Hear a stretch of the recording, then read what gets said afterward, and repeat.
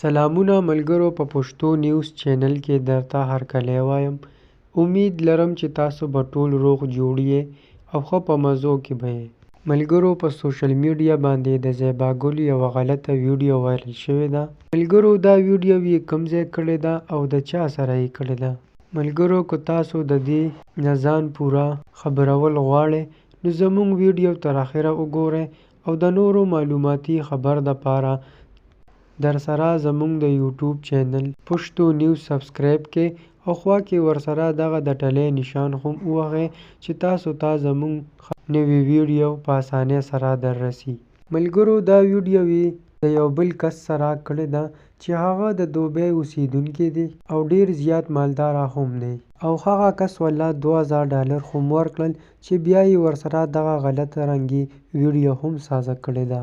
ملګرو نو دا ویډیو په سوشل میډیا باندې ډیره زیاته وایرل شوې ده.